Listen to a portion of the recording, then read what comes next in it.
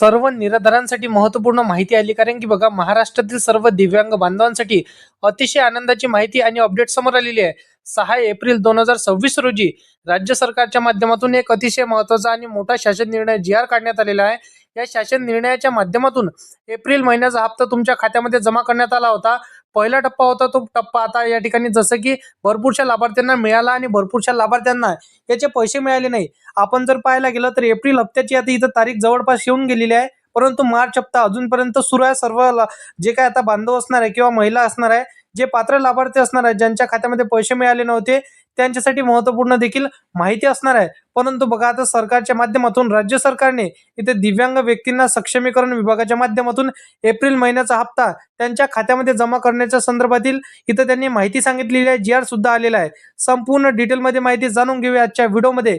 परंतु चॅनलवरती जर का तुम्ही पहिल्यांदा आला असाल तर या चॅनलला सबस्क्राईब करून साईडला दिलेल्या बेल नोटिफिकेशनला नक्की प्रेस करा.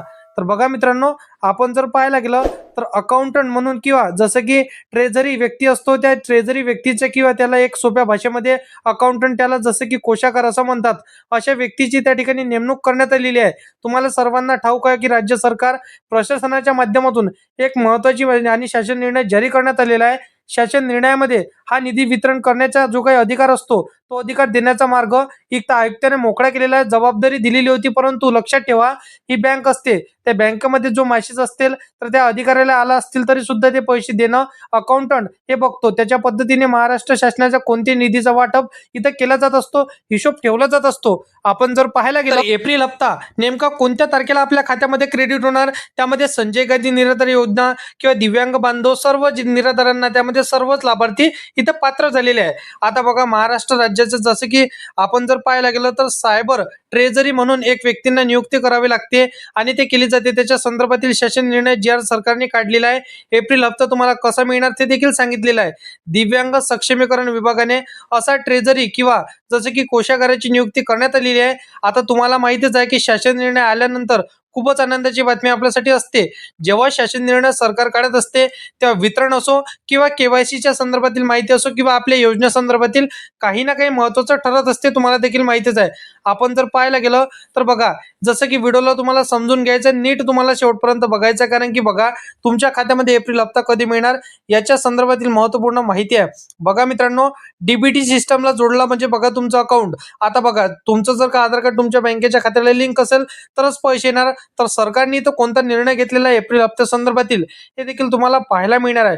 महाराष्ट्र राज्याचे कोषागार म्हणून एक संदर्भित जसं की एक व्यक्तींना इथं अधिकाऱ्याची नेमणूक केली जाते आणि त्यानुसार राज्य सरकारच्या माध्यमातून, प्रशासनाच्या माध्यमातून दिव्यांग सक्षमीकरण पोर्टल म्हणजेच विभागाचं दिव्यांग सहाय्यक आयुक्तांना संचालन या ठिकाणी दिला, जसं की अधिकार देण्यात आलेला आहे. त्यामुळे मित्रांनो, आपण या निधी वितरणाचा जो पहिला टप्पा आहे तो आता कधी मिळणार, म्हणजेच बघा इथं पूर्णपणे वाटप कधी होणार, याचा मार्ग हा पूर्णपणे मोकळा कधी होणार याच्या संदर्भातील नोटिफिकेशन येणार आहे.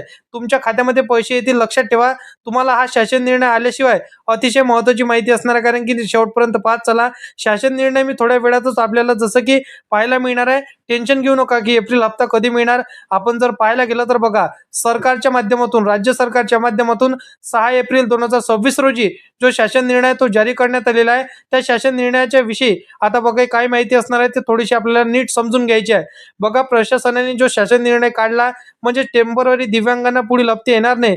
फक्त जे काय सरकारच्या माध्यमातून म्हणजे जे काही पात्र करण्यात आलेले असणार लाभार्थी, म्हणजे जे बघा खऱ्या अर्थाने त्यांनी अर्ज केलेला आहे, जे खऱ्या अर्थाने दिव्यांग असणार, ज्यांनी खऱ्या अर्थाने अर्ज केलेले आहे. म्हणजे आपण जर पाहायला गेलं तर तुम्हाला माहित आहे, बसमध्ये जे आता डुप्लिकेट आधार कार्ड चालवत होते, ते डुप्लिकेट आधार कार्ड सरकारने बंद केलेले आहे आणि त्यांचं जसं की आता न्यू आधार कार्ड हे ज्यामध्ये वय परिपूर्ण त्यांची असेल, त्यांची ओळखी असेल, जे वय मर्यादेमध्ये बसत असेल, अशा लाभार्थ्यांनाच इथून पुढे पैसे मिळणार. तुम्हाला देखील माहिती आहे, त्यात बनावटी कागदपत्रे बनवून किंवा जे काय आता त्यांनी बनावटी डॉक्युमेंट बनवले आणि हप्ता आतापर्यंत घेत असेल, अशा लाभार्थ्यांना मिळणार नाही हप्ता. आता बघा, एप्रिल महिन्यापासूनच राज्य सरकारने सांगितलं आहे की दिव्यांग सक्षमीकरण विभागाच्या माध्यमातून दिव्यांग पैसे येणार आहे. त्या पद्धतीने एक शासन निर्णय समोर येत आहे. बघा, हा शासन निर्णयामध्ये स्पष्टपणे सांगितलेलं आहे की सर्व लाभार्थ्यांना पैसे मिळणार नाही, दिव्यांग लाभार्थ्यांना यामध्ये आता पैसे मिळणार आहे.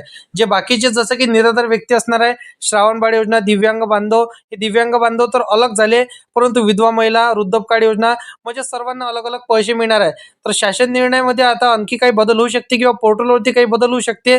परंतु एक तुम्हाला तारीखच जर का बघायची असेल तर तारीख बघा, तुम्हाला 16 ते 17 एप्रिलपर्यंत 100% तुम्हाला पैसे येऊ शकतेच. कारण की बघा, दिव्यांग बांधवांसाठी जी-आर आलेला आहे, बाकी निराधारांसाठी जी-आर यायचा आहे, अजून बाकी आहे, परंतु त्यावरती काम सुरू आहे.